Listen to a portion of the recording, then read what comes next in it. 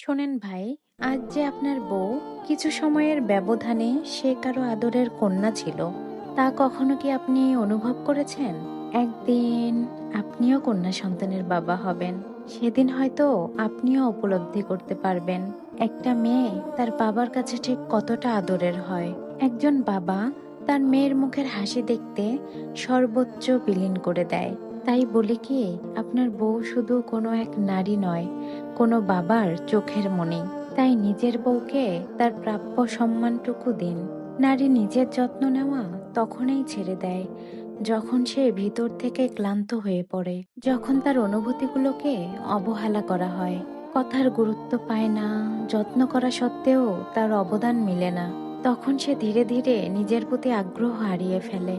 যে মেয়েটা একটা সময় নিজেকে সাজিয়ে গুজিয়ে রাখতো, এই মেয়েটাই একটা সময় পর নিজেকে প্রচন্ডভাবে অবহেলা করে। ছেড়ে যাওয়াটাও এক ধরনের সিদ্ধান্ত।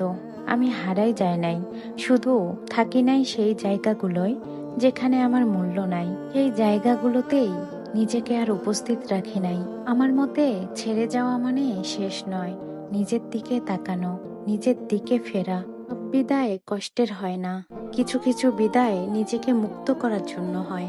একা ছিলাম, একাই থাকবো।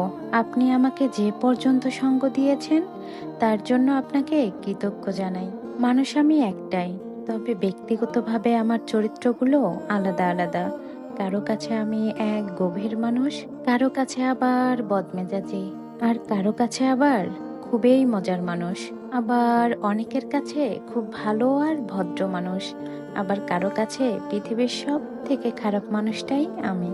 আসলে পুরুষ মানুষ তাদের চাহিদা অনুযায়ী আমাদেরকে ব্যবহার করে, আর আমরা মনে করি তারা আমাদেরকে খুবই ভালোবাসে। তার এই যে ভুল ধারণা থেকেই মূলত আমাদের ধ্বংসের অধ্যায় শুরু।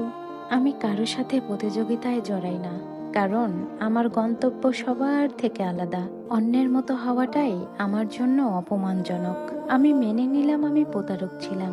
তুমি তো প্রতারক ছিলে না, তাহলে আজ তুমি অন্য কারো কেন? সাধারণ ঘরের মেয়েরা মৃত্যুর থেকে বদনামকে বেশি ভয় পায়। তারা মৃত্যুকে বেছে নিতে পারে সহজে, কিন্তু বদনামকে নয়। এক এক করে শখের কত কিছুই ছেড়েছি আমি, কত কিছু হারিয়েছি, অথচ সেসব ছাড়া হয়তো বাঁচতেও পারতাম না এমন ভাবনাও ভেবেছি। কিন্তু এই কঠিন পৃথিবী আমাকে সেসব ছাড়াই বাঁচতে শিখিয়েছে। নারী, তুমি কতটা বোকা হইলে পুরুষকে বিশ্বাস করো, যারা কিনা নিজের স্বার্থ হাসিল হলে বিয়ে করা বউকেও ছেড়ে যাওয়ার ক্ষমতা রাখে। ধন্যবাদ সবাইকে। নতুনরা পেজটাকে ফলো দিয়ে সাথে থাকবে।